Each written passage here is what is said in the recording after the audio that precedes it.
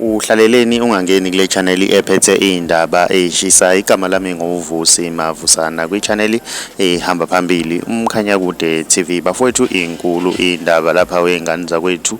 Udaba luthinta laphana ivideo esetrende kakhulu laphana einkundleni zokuxhumana lapha khona owesilisa ashaya khona owesifazane wengane zakwethu ngemvubu.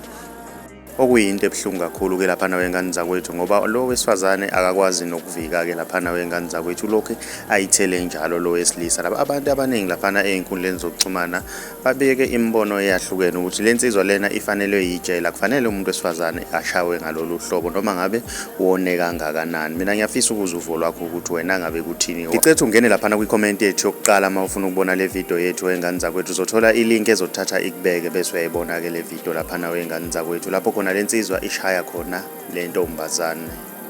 Bese uyabuya ke ngizuvo lwakho ukuthi wena ngabe kuthini okwakho ukuphawula ngalo ludaba. Mawumusha ngiyacela ukuthi wenze okulungile ugcine usubscribe ugcine nebell ukuze uzothola ama notification njalo masiposta ivideo entsha.